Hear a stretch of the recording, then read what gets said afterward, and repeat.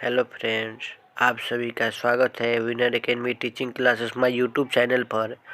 आज हम लोग फिजिक्स के चैप्टर नंबर 1 प्रकाश के परिवर्तन के इम्पोर्टेंट नोट्स पढ़ेंगे, ऑब्जेक्टिव नोट्स पढ़ेंगे।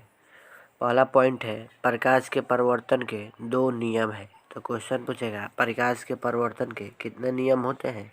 तो दो नियम, जो हेडलाइट किया गया है उसी को याद करना है। फिर 2 नंबर पॉइंट देखिए, समतल दर्पण में बना प्रतिबिंब आभासी सीधा वस्तु के आकार के बराबर तथा पार्श्व रूप से उल्टा होता है। तो क्वेश्चन पूछेगा कि समतल दर्पण द्वारा बना प्रतिबिंब कैसा होता है। तो इसी में से आएगा और इसी जो अंडरलाइन किया गया है। फिर 3 नंबर पॉइंट दिया गया है, समतल दर्पण की फोकस दूरी क्या होता है, अनंत होता है। तो जो हेडलाइट किया गया है उसी को याद करना है।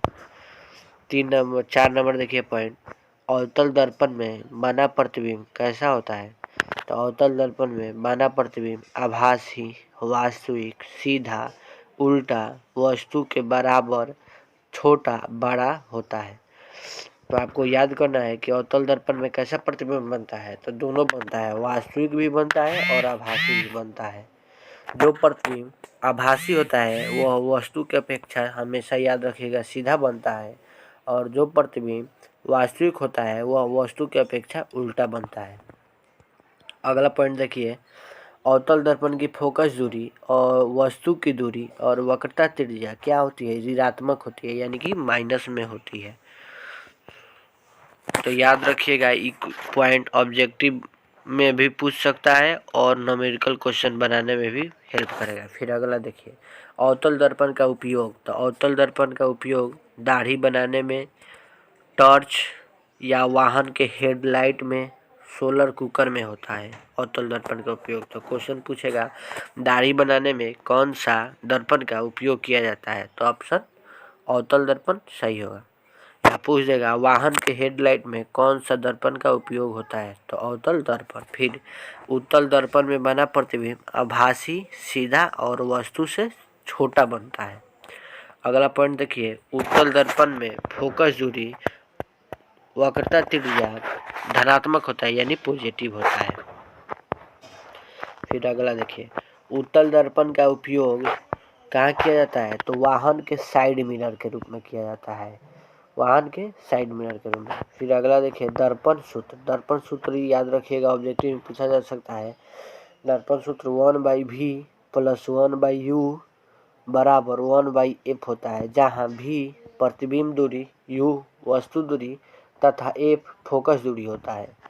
फिर अगला पॉइंट, फोकस दूरी और वक्रता त्रिज्या में संबंध। तो फोकस दूरी वक्रता त्रिज्या का क्या होता है, आधा होता है, और आधा को 2 से डिवाइड किया जाता है, यानी कि f बराबर r/2 या r बराबर क्या हो सकता है, 2f हो सकता है। फिर अगला देखिए, आवर्धन। आवर्धन किसे कहते हैं, प्रतिबिंब की ऊंचाई तथा वस्तु की ऊंचाई को आवर्धन कहते हैं। आवर्धन यानी कि प्रतिबिंब की ऊंचाई बाटा वस्तु के ऊंचाई के अनुपात आवर्धन कहलाता है। तो प्रतिबिंब की ऊंचाई बटा वस्तु के ऊंचाई आवर्धन। आवर्धन को स्मॉल m से सूचित करते हैं, प्रतिबिंब की ऊंचाई को h डैश बाटा वस्तु की ऊंचाई को h से। या एक आवर्धन का फॉर्मूला होता है -v/u। v क्या है, प्रतिबिंब की दूरी, u क्या है, वस्तु की दूरी।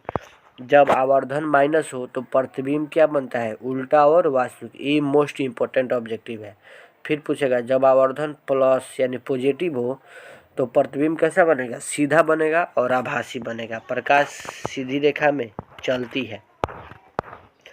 आपतन कोण परिवर्तन कोण के बराबर होता है। फिर अगला पॉइंट, प्रतिबिंब कितने प्रकार के होता है। तो 2, वास्तविक प्रतिबिंब, आभासी प्रतिबिंब।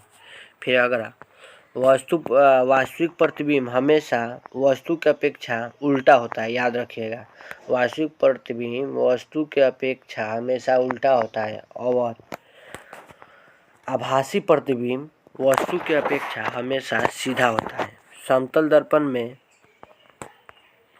दर्पण में वस्तु दूरी और प्रतिबिंब दूरी बराबर होता है।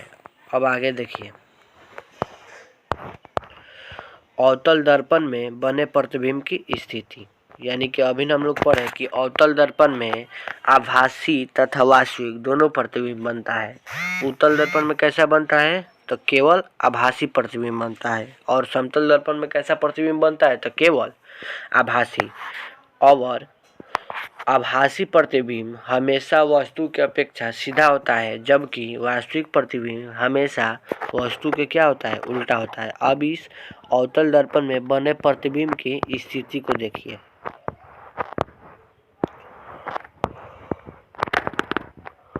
यहाँ पर देखिए ध्यान से, जब अवतल दर्पण में वस्तु ध्रुव पर यानी पोल पर रखा जाए तो प्रतिबिंब कहाँ बनेगा, P पर ही बनेगा और आभासी बनेगा।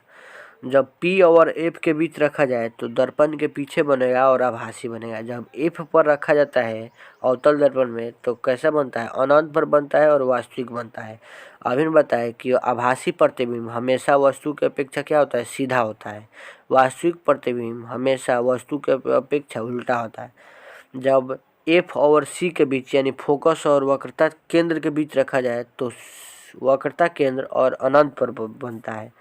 जब C पर रखा जाता है वस्तु को तो वह C पर बनता है और वास्तविक बनता है, उल्टा बनता है। अनंत पर रखा जाएगा तो फोकस पे बनेगा, वास्तविक बनेगा, उल्टा बनेगा। और C तथा अनंत के बीच रखा जाएगा तो C तथा F के बीच बनेगा, वास्तविक बनेगा, उल्टा बनेगा। यही चैप्टर 1 प्रकाश के परिवर्तन से इम्पोर्टेंट नोट्स है। इस पर प्रकाश के परिवर्तन इसी से आएगा, इतना ही पॉइंट से प्रकाश के परिवर्तन से ऑब्जेक्टिव जब भी पूछा जाएगा। तो यह वीडियो अच्छा लगे तो लाइक शेयर सब्सक्राइब कीजिए, इस चैनल को ज़्यादा से ज़्यादा शेयर कीजिए। जय हिंद साथियों।